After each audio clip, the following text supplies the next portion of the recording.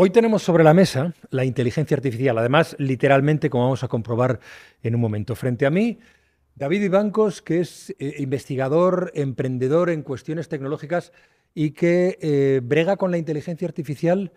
Hola David, ¿qué tal? Muy bien, encantado de Desde, estar aquí. desde hace mucho tiempo, desde mucho antes incluso que que reparáramos en ella, ¿no? ¿Cuánto tiempo llevas con inteligencia Pues artificial? llevo prácticamente, yo diría que toda la vida, pero por lo menos los últimos 29 años bastante enfocado. Pero hace 29 años había inteligencia artificial. Sí, bueno, inteligencia humana siempre ha habido y la inteligencia Ah, artificial, ese interés humano de ir un poco más allá siempre ha estado, pero sí. y claro, entonces has visto la evolución desde esos primeros pasos de la inteligencia artificial hasta lo que es hoy. Sí, me ha tocado ver muchos inviernos de la inteligencia artificial, no todos, porque los primeros empezaron a mitad del siglo pasado y todavía no estaba yo por esta tierra, pero efectivamente sí he visto muchos vaivenes de la inteligencia artificial, ¿no? Y en especial estoy viendo este nuevo resurgimiento, lo que yo llamo la nueva edad dorada de la inteligencia artificial, que es desde los últimos 10 años más o menos. Oye, ¿tenemos que tenerle miedo a la inteligencia artificial? En absoluto. El miedo, podemos tener miedo, pero el miedo nos tiene que hacer actuar, nos tiene que hacer estar ahí y estar preparados y actuar. Claro, pero es que uno tiene a veces la sensación de que tiene cierta indefensión ante la capacidad de la inteligencia artificial. La indefensión es por el desconocimiento, es decir, cuando conoces una herramienta y utilizas las herramientas, que hoy por hoy y de momento la inteligencia artificial es una herramienta, te ayuda a ser mejor y con lo cual lo fundamental es utilizarla. Pero claro, si uno se apoya en ella, por ejemplo, te digo, ChatGPT, Uh -huh, que muchas veces buscas información y te ofrece información falsa, uh -huh. porque ha sido programada con errores o no adecuadamente programada. Bueno, en este caso, más que programar, lo que estamos haciendo es enseñar máquinas. Llevamos ya hace tiempo que en vez de programar, lo que hacemos es enseñar. Y en ese aprendizaje, pues puede haber aprendido erróneamente o puede no haber aprendido suficiente, ¿no? Yo siempre digo que todas estas inteligencias artificiales, ChatGPT, Claude u otras, cuanto más sabes, más le sacas. Cuanto más sabes, más le sacas. Con el profesor adecuado. Sí, el profesor, al final, la propia inteligencia artificial terminará siendo el profesor de todos. Pero de momento sí, por supuesto, cuanto más sabes tú en ese sentido, mucho más potencial puedes sacarle. Claro, dices una cosa, de momento eh, hay profesores, hay quien enseña la inteligencia artificial. Tú te dedicas a eso, entre otras cosas, y ahora hablamos. Pero claro, me planteas, en algún tiempo, en algún momento, la profesora o el profesor será la inteligencia artificial. Sí, ya empieza un Claro, ¿ya poco. quién controla eso? Correcto, ya empieza un poco a ser profesor, porque es decir, de momento ya no solo está utilizando el conocimiento que ha adquirido durante todo este tiempo, sino que está empezando a crear conocimiento propio, ¿no? Lo cual tiene una parte positiva y otra parte que es un poco más peligrosa en el sentido de que no sabemos hacia dónde va a llegar, ¿no? Pero efectivamente ya están empezando a aprender las propias máquinas. Claro, y si no sabemos hacia dónde va a llegar, ¿cómo podemos estar tranquilos? Bueno, tranquilos estamos si estamos metidos en faenas, si estamos realmente trabajando en la inteligencia artificial, si estamos utilizándola día a día, ¿no? Si no la utilizamos, pues por supuesto debemos de tener cierto temor porque es algo que va a ser totalmente desconocido. Desde un punto de vista humano puramente, sí que es cierto que estamos empezando a crear lo que yo siempre digo, que en algún momento será el próximo nosotros, y esa inquietud ha de estar. El próximo nosotros. Eso desde el punto de vista filosófico es profundo. Yo he asistido a una conversación entre David Ibancos y el profesor José Antonio Marina sobre filosofía que enfrentaba, aunque había bastantes puntos de conexión, la filosofía con la inteligencia artificial. ¿Cabe la filosofía en ese territorio? ¿Estamos en una tecnología que no podemos ni imaginar hasta dónde nos puede llevar? Cabe la filosofía, cabe en realidad todas las artes, todas las ciencias, todo lo que el ser humano ha creado en la historia de la humanidad cabe y debería de caber, ¿no? El tema es que quizás no está todo representado porque no todos estamos siendo incluidos en estas nuevas inteligencias artificiales. ¿Qué quieres decir con eso? Pues que en realidad quien entrena estas inteligencias artificiales, quien crea las inteligencias artificiales, es solo una parte limitada de la población mundial, ¿no? Somos 8.000 millones de personas y esas individualidades, todos somos distintos y eso en realidad no está todavía bien representado en la inteligencia artificial. Tú entrenas máquinas. Sí. ¿Cómo se hace eso? Bueno, pues las máquinas se entrenan, hay dos partes. Una es capturando datos para que con esos datos puedan aprender y luego es creando algoritmos para que esos algoritmos sean, digamos, la fuente del aprendizaje.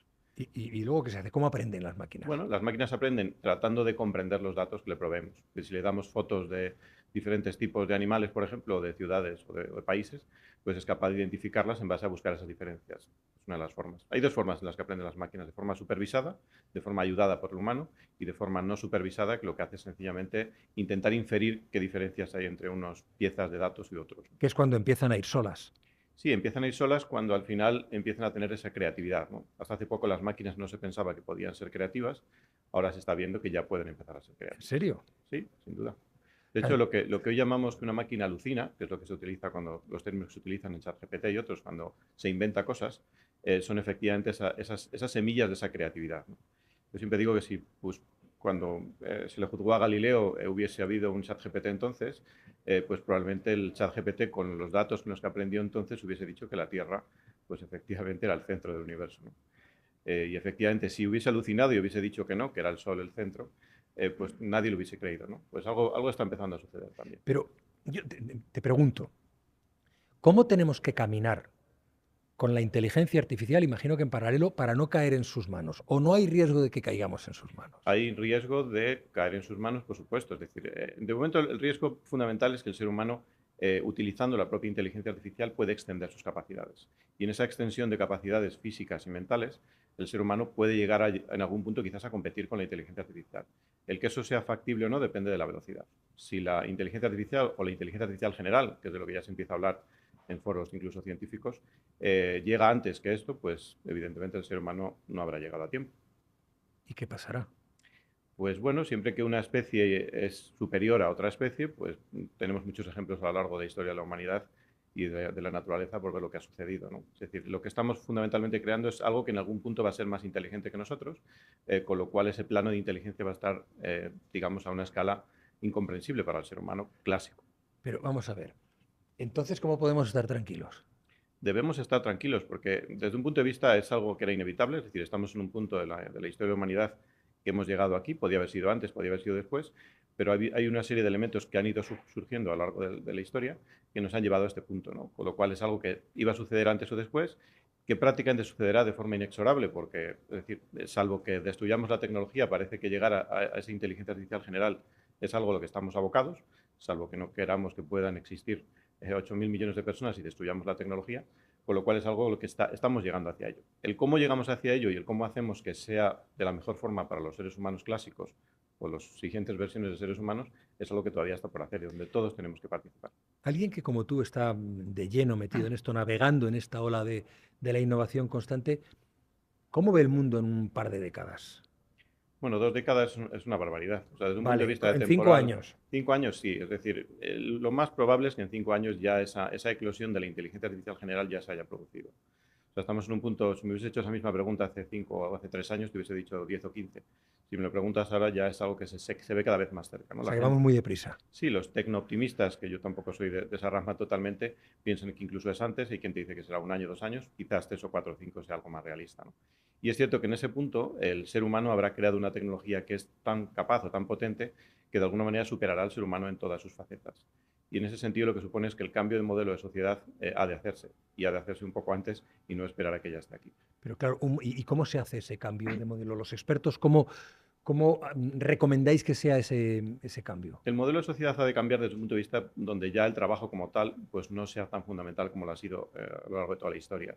Es decir, el trabajo es lo que, el tener conocimiento nos ha permitido tener trabajo y nos ha permitido crear las sociedades donde vivimos, ¿no?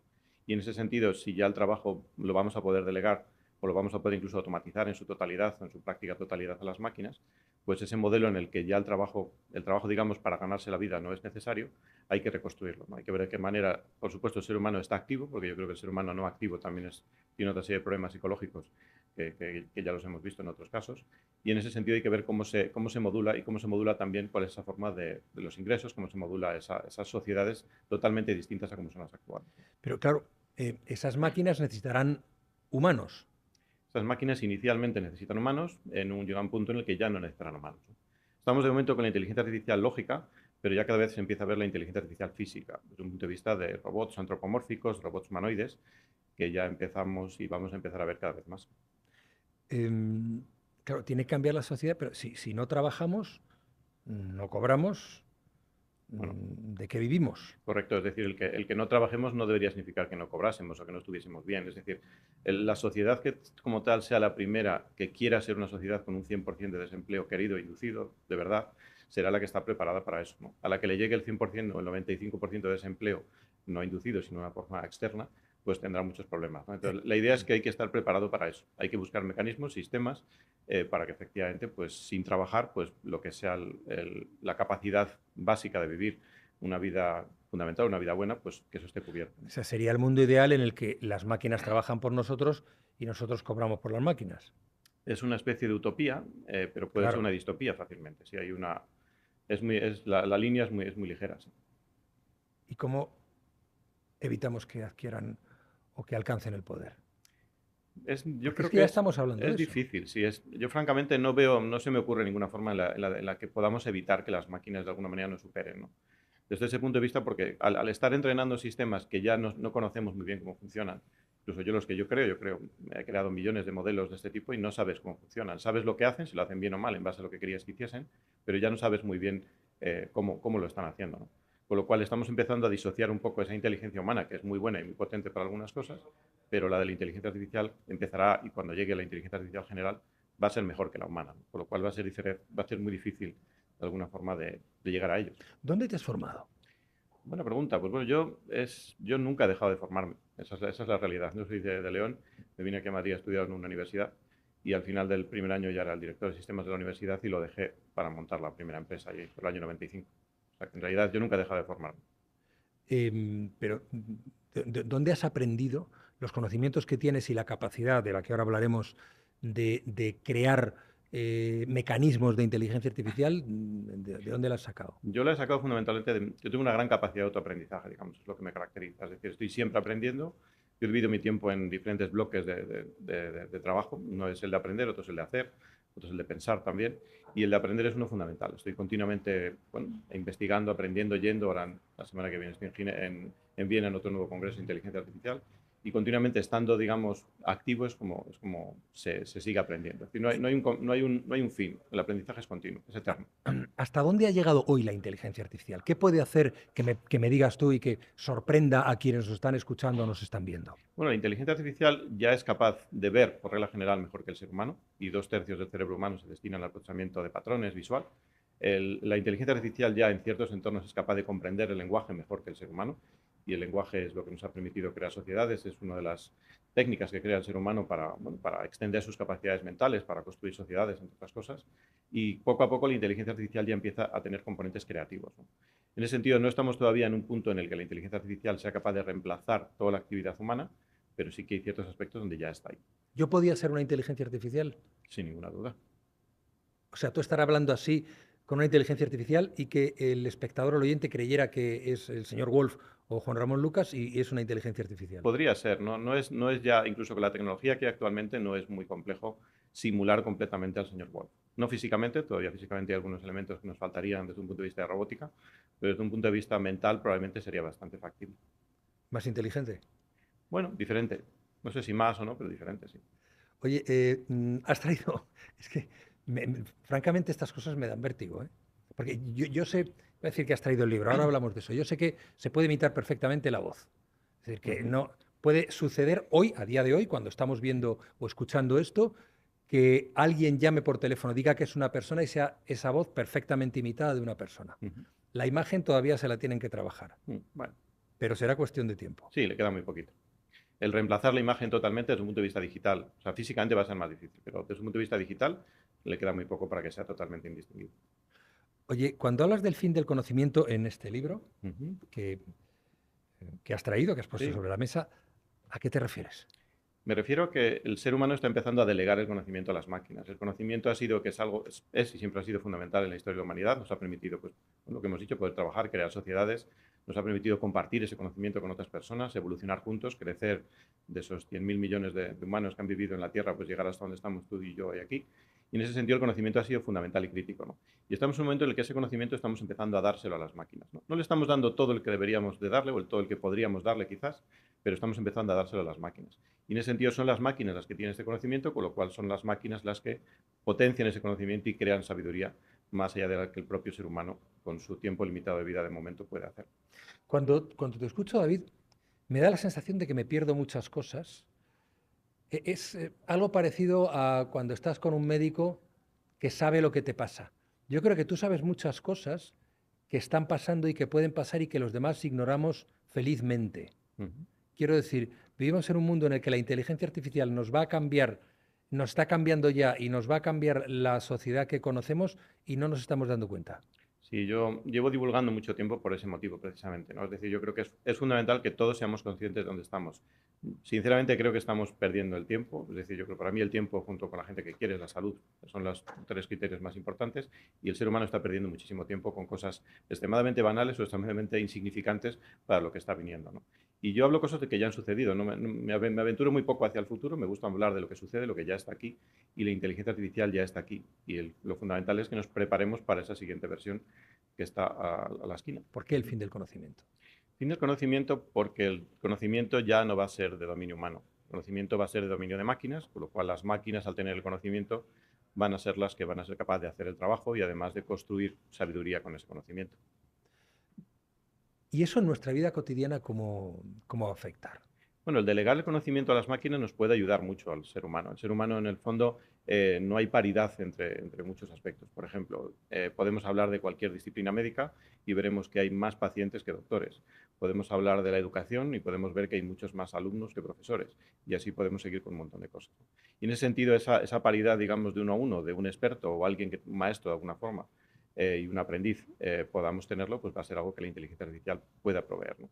En el caso de la salud sucede exactamente igual. Ya nos encontramos en China, por ejemplo, las famosas cabinas del médico de cabecera, donde las personas van y es una inteligencia artificial las que les atiende y las que al final les provee las medicinas, por ejemplo. O sea, los diagnósticos los hará una inteligencia artificial. Mayoritariamente sí. Hoy por hoy todavía hay una mezcla entre humanos y máquinas, entre expertos, doctores y información de alguna manera que la inteligencia artificial provee, pero en un futuro sí, es muy fácil que sean las propias máquinas las que lo hagan. ¿Qué más cosas nos vamos a encontrar a la hora de, yo no sé, imagino que trabajar, hemos dicho que no, Poco. vamos a trabajar poco. Mm. Comprar, ir al médico, lo estamos hablando, conducir, viajar, Uh-huh. Sí, conocer lugares. Sí, la conducción, bueno, es algo que ya se podría haber automatizado. Hay todavía ciertas limitaciones, pero si has utilizado un coche autónomo, verás que de alguna forma va mucho más allá de la conducción humana, ¿no? Y hay que tener en cuenta que en todo el mundo mueren al año 1.300.000 personas en accidente de conducción, solo el primer día del accidente, ¿no? Con lo cual, efectivamente, si todo fuese autónomo, sería más fácil. Es cierto que no es lo mismo la conducción en la India que en España o cualquier otro lugar, ¿no? Pero es cierto que sí, la conducción es uno de los aspectos, el transporte es otro de ellos. La famosa milla final del e-commerce siempre ha sido el problema de que no hay suficiente capacidad de entrega.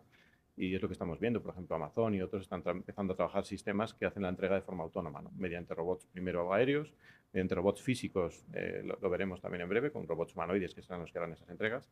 Con lo cual, bueno, yo creo que no hay ningún campo donde no podamos verlo. En el caso del turismo, yo creo que todavía nos queda, el ser humano todavía puede viajar y puede hacer una serie de cosas, pero es cierto que ese turismo autónomo, ese viaje autónomo, que no haga falta ya conducción humana, ni aérea, ni de otro tipo, lo veremos también. ¿Y la creatividad? La creatividad, de momento, se ve extremadamente potenciada con la inteligencia artificial. Es decir, si tú creas junto con una inteligencia artificial, hoy por hoy puedes crear mucho mejor, ¿no? Y hoy por hoy es así, pero también es cierto que la inteligencia artificial empieza a crear por sí misma, ¿no?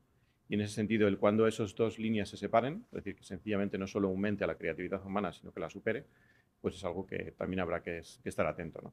En todo caso, aunque el ser humano no tenga que trabajar y tenga que hacer otras cosas, el utilizar esta potenciar su creatividad gracias a las máquinas puede ayudarte mucho. Pero, ¿podrán tener las máquinas alma, juicio, como esas conexiones neuronales que nos hacen que el arte sea único? Es decir, que solo ha habido una persona que solo Picasso puede pintar un Picasso. Uh-huh.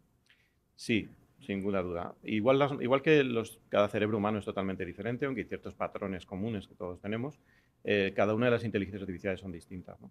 Por eso, en realidad, cuando hablamos de voy a utilizar una inteligencia artificial, pues no existe una única inteligencia artificial, al igual que tampoco existirá una única inteligencia artificial general. Hoy por hoy, si utilizas solo ChatGPT, por ejemplo, pues estás limitado a una visión, digamos, de ese mundo, ¿no? Si utilizas también Claude 3, que es otra de las herramientas, Gemini u otras, muchas que utilizo en torno a 15 de forma diaria. 15. 15 distintas, pues son como 15 diferentes personalidades, entre comillas, ¿no? Esas conexiones neuronales que también existen entre neuronas artificiales dentro de estas máquinas son totalmente distintas también, con lo cual generan esas diferentes personalidades. El que lleguen a replicar el 100% de lo que es capaz de hacer un ser humano significará que un ser humano, o muchos seres humanos, han intentado que eso sea así, ¿no? Y en ese sentido será factible. No es ser demasiado ambiciosos. Bueno, al final la herramienta de momento es una herramienta, la inteligencia artificial, y como tal, en el uso de esa herramienta es donde surgirán este tipo de vicisitudes, ¿no? La ambición humana pues no tiene demasiados límites y en ese sentido pues siempre habrá humanos que querrán sacarle partidos diferentes, ¿no? Y luego empezará también el desarrollo individual de la inteligencia artificial por sí mismo. ¿Qué es el desarrollo individual? Es decir, cuando ya empiece a no necesitar al ser humano para nada y poder evolucionar de forma autónoma. Y ahí es cuando podemos entrar en riesgo. Ahí es donde entra un tipo de riesgo. Sí. Un tipo de riesgo. Sí, porque hay varios tipos de riesgo. Yo creo que el riesgo más importante es el de no hacer nada. Es decir, el primer riesgo al que se somete en este momento el ser humano es pretender que no pasa nada, seguir con la vida banal, como decíamos antes, con cosas que dentro de poco tendrán poca relevancia. Y otro riesgo importante es efectivamente cuando la inteligencia artificial tome riendas por sí misma, ¿no? Tú asesoras a empresas en materia de inteligencia artificial. ¿Qué le preocupa a esas empresas? Bueno, a esas empresas lo que les preocupa es no morir en 1 o 2 años, ¿no? Que la inteligencia artificial no les arrolle, ¿no? Hoy estamos en un momento en el que ya es casi factible que una empresa con una sola persona sea capaz de facturar $1 billón. Todavía no ha sucedido, pero ya técnicamente una sola persona muy potenciada con muchas inteligencias artificiales empieza a ser factible, ¿no? Con lo cual los riesgos para las empresas que no hacen nada pues son muchos, ¿no? Y en ese sentido el primer riesgo es el riesgo de la datificación. Hay muchas empresas que no entienden que la base de la inteligencia artificial son los datos. Y los datos que todavía son únicos, los datos que no tiene ChatGPT, que no tiene otras empresas de este tipo, son los datos propios que produce una empresa. Entonces, la primera parte de la inteligencia artificial en una empresa viene por los datos. Y luego, por supuesto, vienen en entrenar también inteligencias artificiales propias para, sobre todo, eliminar los procesos que son redundantes y automatizar. ¿Quién tenía que actuar? Porque yo como ciudadano, tú como ciudadano, las personas que nos están viendo, escuchando como ciudadanos, ¿podemos hacer algo? Todos debemos y podemos hacer algo. Yo creo que lo primero que debemos de hacer es entender que esto es algo que es trascendental, es algo que debemos de saber, que debemos de utilizar, porque al final cuando lo utilicemos todos le sacaremos cosas distintas, ¿no? Todos sacaremos diferentes potencialidades o problemas que puedan existir con la inteligencia artificial, ¿no? Por supuesto, quien tiene que actuar, por supuesto, son los gobiernos y las instituciones para que esto sea, digamos, bueno para todo el mundo. Si no, estamos ante un problema importante, ¿no? El primer problema diferencial que van a tener las sociedades en este momento es la capacidad de computación. Y hay muchos países que realmente no están teniendo eso en cuenta. No están teniendo en cuenta que al igual que el agua es fundamental, al igual que tener luz es fundamental, el no tener capacidad de computación, que son los cerebros de estas máquinas, nos hace ser dependientes de quien crea las máquinas, quien entrena las máquinas y quien al final tiene estas inteligencias artificiales. O sea, que eso sería lo primero y a partir de ahí gestionar, imagino, poner en marcha leyes para que todo esto pueda estar regulado y no nos sobrepase. Sí, las leyes de alguna forma estamos en un punto de inflexión importante. En ese sentido, las leyes lo que no deben de hacer es ser un problema para la competitividad, ¿no? Es decir, si la ley es un problema para la competitividad, el problema con la inteligencia artificial es que otro país lo hará mejor que nosotros antes. Yo siempre pongo el ejemplo, yo dando una conferencia en un congreso aquí cerca en el año 98, en Mundo Internet, yo hablaba del ejemplo de Corea del Sur, ¿no? Y en el 98 Corea del Sur, pues los chavales ya con muy pocos años ya estaban metidos en tecnología, estaban empezando a utilizarla, ¿no? Y la gente se escandalizaba de por qué había que hacer eso, ¿no? Y bueno, podemos ver el PIB de ambos países, ¿no? Quizás no sea la mejor métrica y vemos lo que ha sucedido en estos últimos 25 años. Pues lo mismo sucede con la inteligencia artificial. Si pretendemos que no pasa nada, pues en este caso lo que pasa es que va a ser mucho más rápido, pues otros países, pues sin ninguna duda van a tomar ese liderazgo. ¿Cuáles son los primeros trabajos que podrían verse afectados por esta revolución? ¿Qué te parece, Juanra, si se lo pregunto a mi inteligencia artificial? Yo he entrenado en inteligencia artificial con mis 3 libros y se lo podemos preguntar a ¿Puede ella. responder por ti? Vamos a verlo. Pues encantado. Vamos. Bueno, o sea que le hago una pregunta a David Bancos y me dice que una inteligencia artificial va a responder por él. Supongo que lo que hace es reproducir tu forma de pensar. Eso espero. Yo también. ¿Cuáles crees que son los trabajos que primero van a desaparecer? Es probable que los trabajos más rutinarios y repetitivos sean los primeros en desaparecer debido a la automatización. Estos incluyen conductores, con el avance de los vehículos autónomos, cajeros por el aumento de cajas automáticas y pagos digitales, trabajadores en líneas de ensamblaje reemplazados por robots industriales, empleados de call centers sustituidos por chatbots y sistemas de respuesta automática, analistas de datos y contadores, gracias a los algoritmos de inteligencia artificial que pueden procesar grandes volúmenes de información de manera más rápida y precisa. Estos trabajos tienen tareas que pueden ser fácilmente programadas y realizadas por máquinas, haciendo que su Hemos escuchado una inteligencia artificial. ¿Puedo seguir la entrevista, Sí, si no te importa, por supuesto. con esa inteligencia artificial? Por ejemplo, a ver, otra, por ejemplo, ¿cómo va a cambiar la educación para este futuro tan sorprendente? En base a estos 3 libros de David Vivancos, ¿cómo va a cambiar la educación en este futuro tan sorprendente? David Vivancos propone que la educación en el futuro será radicalmente transformada por la inteligencia artificial y la personalización del aprendizaje. En sus libros, describe varios cambios fundamentales que anticipa. 1. Personalización del aprendizaje. Vivancos argumenta que el sistema educativo tradicional, que trata a todos los estudiantes de la misma manera, es ineficaz y desactualizado. En lugar de esto, la IA permitirá una educación totalmente personalizada, adaptada a las habilidades y necesidades individuales de cada estudiante. Esto podría ayudar a maximizar el potencial de cada individuo y a desarrollar sus capacidades únicas. Nuestra vida va a cambiar en muchos aspectos. Cuando ya llegue la eclosión de la robótica humanoide, va a cambiar incluso en el mundo físico, ¿no? Y esa es para la que hay que estar preparado, que todavía falta. O sea, que vamos a ver robots andando por la calle. Sí, yo creo que en algún punto va a haber más O robots, volando. va a haber más robots humanoides que seres humanos. Ya hay más objetos conectados a Internet que seres humanos, en el Internet de las cosas, más objetos, más dispositivos conectados, y dentro de no mucho, es más difícil multiplicar materia que multiplicar bits, pero es cierto que cuando eso se reduzca el precio va a haber más también robots humanoides que humanos. Oye, ¿y esto que tienes aquí encima? ¿Qué Esto que es? tenemos aquí es el último dispositivo que estoy haciendo para leer el cerebro, ¿no? Yo también ¿Para leer el cerebro? para leer el cerebro. Si yo me dedico, aparte de la inteligencia artificial, me dedico a tratar de entender mejor cómo funciona el cerebro, ¿no? Y este es el último dispositivo que estoy creando. Va a tener 64 módulos como este que veis aquí para leer en 1024 puntos distintos del cerebro. ¿Cómo funciona?